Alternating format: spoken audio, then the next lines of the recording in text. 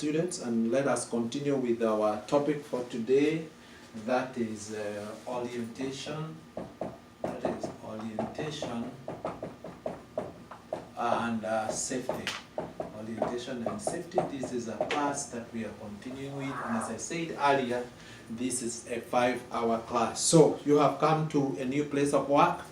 You want to know different rooms. You want to know the clients. You want to learn about each and every client. What is the name of the client?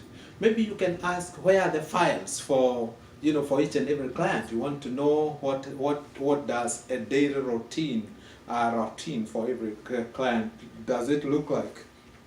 And of course, you want to ask yourself, where is the routine? Where is the utility room? Where is the utility room? Let's say, for example, there is the electricity triples. You want to know where you can go and touch those gadgets so that the electricity can come back again.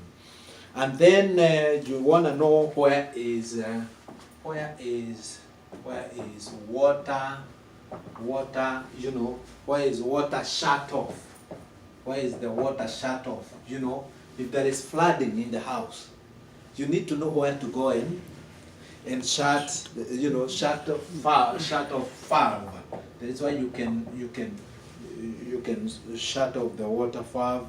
And this water shut off, it's both inside and outside. Okay, so you need to know.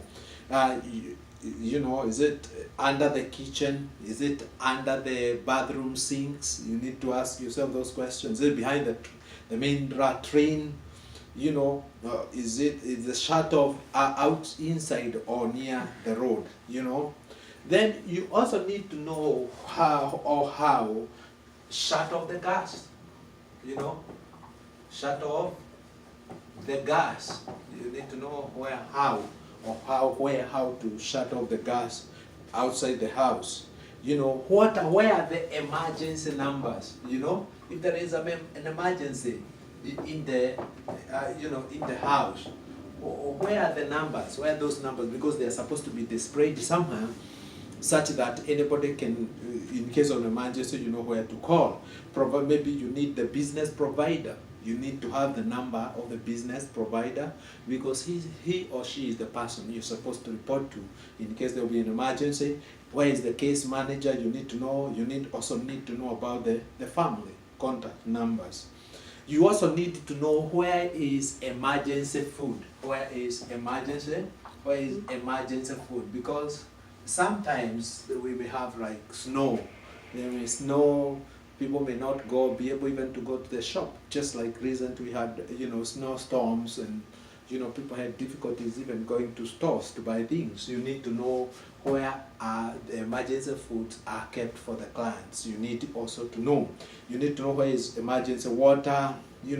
For example, you need to have like 3 gallons of water, 3 meals, 2 snacks per person for 3 days. At least you need to have to know where the emergency food for 3 days for the clients they are kept. So also you need to know also that you are immediately now you start learning students in this class. You need to know that you become mandated reporters. What does that mean? That if you notice that a client has been abused in a way, it's your duty as a mandatory reporter to make sure you report the incidents, and this you are required by the law. If you suspect or know of any abuse of any type, you must report it. So no hiding. You got to report it to the authorities so they can know. Now, and then maybe from there we can talk about the types of abuse, because there are different types of abuse. There are types of abuse. There are types of abuse. And number one, an abuse can be physical. Okay, an abuse can be physical. Maybe this client was beaten, or was assaulted. Okay, so it can be physical too. It can be sexual. Maybe the client was sexually abused, you have to report. So these two types of abuse should be reported, should be reported to the police immediately. Yeah, these two abuses, they should be reported to police. Should be reported to police immediately. And then we also have got other kinds of abuse, like financial exploitation. Exploitation. Let's say, for example, you take Bill to the shopping mall, to buy some clothes, and he says, "Hey, can I also buy you a jacket or a suit?" You're not supposed to accept the gifts from the client, because they may later say, "You know what, you use their money without their consent." So financial exploitation is another form of abuse. And then we have got abandonment. There's what we call abandonment. This is whereby you may leave the client, you may leave a client, you know what you're supposed to do, but to abandon is to neglect, is to just leave somebody unattended. That is abandonment. You cannot go to the client to the shopping mall and you just leave the client there alone and you start doing your shopping. That is abandonment, and it's very wrong. And then we have neglect. We have neglect. Neglect is also another form of abuse. This is whereby you willfully know what you're supposed to do. If you're supposed to give a client food a certain time of the day, and then you don't give that client some food, that is also another form of what? It's a form of neglect. Okay? So you do not need the permission from anyone to help a client. You don't need permission. So if you know that you're supposed to, to help a client, you're supposed to go ahead and help that person. Then you also need in orientation, you need to know the safe away area. It's called the meeting point. Let's say, for example, if there is fire emergency in the building, you need to know, when you evacuate the client, where are you going to take them? You cannot save them from the fire, then you place them on the road and the cars they're passing, right? There's usually a designated area whereby, in case there is an emergency, it's called the meeting area or save away area, where you're supposed to take those clients. And then where is the medication stored? You're a new person, you have come. You want to come and know, is this a medication keyboard, which should be under key and lock all the time. So you want to know where it is. And then you need to know when do you do an incident report. Let me talk a little bit about incident report. An incident report, let's say, for example, you are giving Brian a shower, and Brian by accident he falls down. Okay?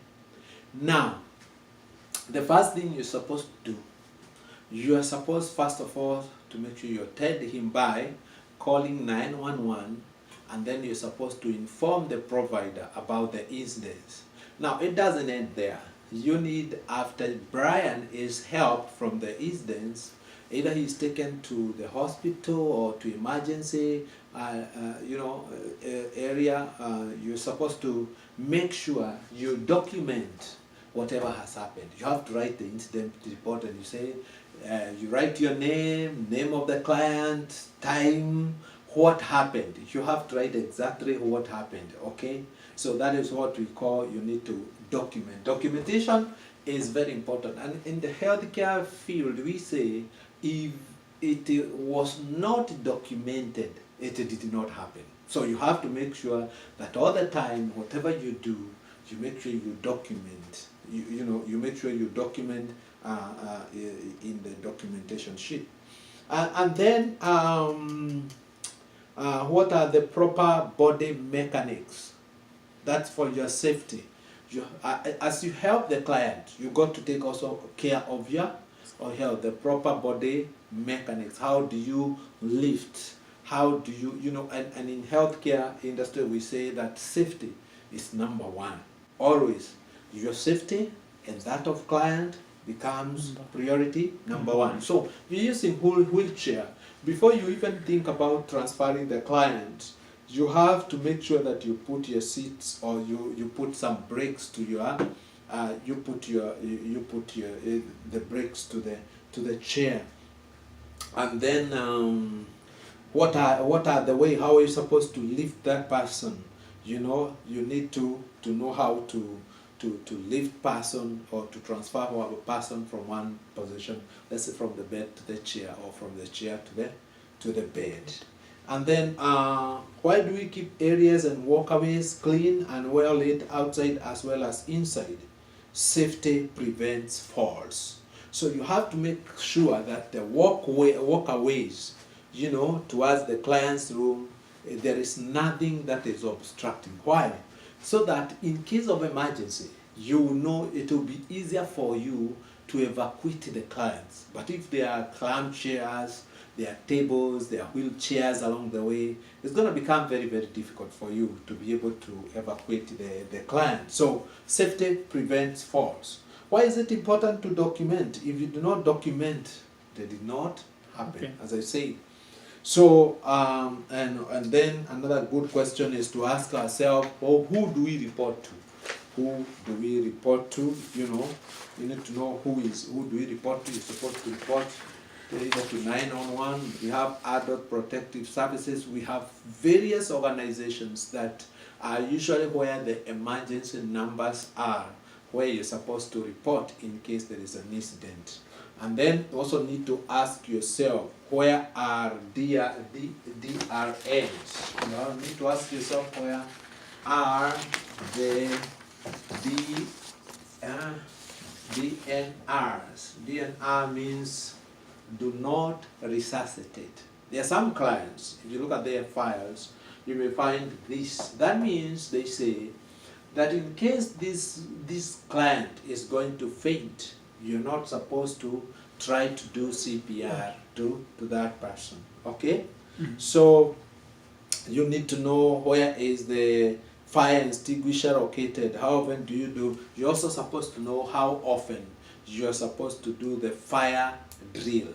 And fire drill is supposed to be done every other month. Fire drill is whereby you have a mock fire drill. You do like real fire emergency. You have had fire emergency, and then you're the person trying to evacuate the clients. So what are the safety measures that are there? What are you supposed to do? How are you supposed to help that person? And then where do you document? 2 signatures are needed. All residents must be listed. Okay. Then you need to ask yourself, what is the order of the evacuation? The clients, when you are moving them to safety area, what is the order of evacuation? That's a question you need to ask yourself. And then there are the order is one, there are those clients who are independent. That means they can do almost everything for themselves. There are those clients, you evacuate them. Then from there, you're supposed to help those who use walker, right? Then you have those who are using wheelchair, and there are those clients who are confined in bed. Okay, so that order, you're supposed to make sure you take them to the designated area, or the meeting point as we talked. Do you have any questions so far? No. Remember safety is very important. Remember, orientation is about on-job training. You want to know every client. You want to know what happens in what we call the ADLs. ADL stands for activities of daily living. So you need to know what happens. What is it? Because sometimes you have problem with the clients, whereby you may try to change their routine. You need to know what is really happens during that time. Any questions? So we're going to pause there for now, and then we take 5 minutes breaks, and then we're going to continue from there. Thank you.